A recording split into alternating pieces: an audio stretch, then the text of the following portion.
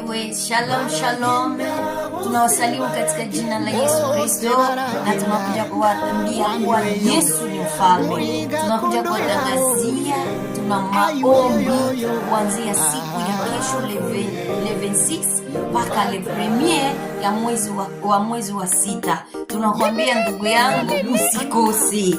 Tuna wahubiri wazuri, pana moto, pana nguvu ambazo Mungu atafanya katika hii siku ya maombi, hii siku 7.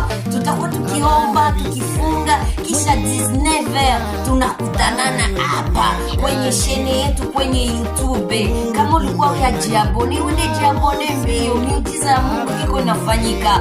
Usikose kwenye channel hii, na kutangazia na kualika. Alika jamaa yako, na mimi nishalika jamaa yangu. Na wewe alika jamaa, kualika nyumba yako, kuja tuombe Mungu, kuja tufunge ili Bwana majeshi atutendee miujiza. Pana nguvu za maombi. Bwana Yesu asifiwe. Teme yetu ya maombi iko katika Zaburi saa 40 mstari wa 12. Mungu ile teme yetu inasema hivi: waangamize maadui zetu. Haleluya!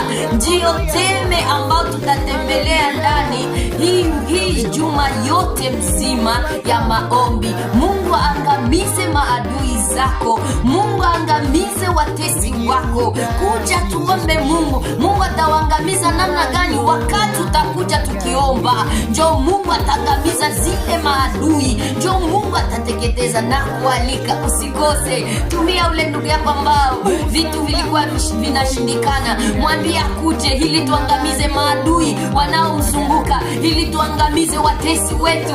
Ninakutakia, ninakukaribisha, usikose. Na mimi ndakuwa pale, na watumishi wa Mungu watakuwa pale. Nikwambia watumishi gani? Tutakuwa na Pastor Benjamin kutoka Kenya, tutakuwa na Pastor Kumbo kutoka Kigali, tutakuwa na Apotre kutoka Kampala, Apotre Moise, tutakuwa na pastor wetu Pastor Lobilo, baba yetu kutoka pa Sweden, tutakuwa na Evangelist Sami kutoka hapa Sweden, tutakuwa na Apotre kutoka USA. Usikose, ninakualika.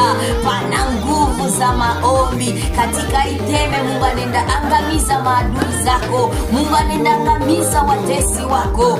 Ninakukaribisha. Karibisha ndugu yako, waambie wakuje tuombe. Hata kama utaomba kufunga, usikose kwenye live. Kuja uangamize maadui zako. Bwana anatupa neema.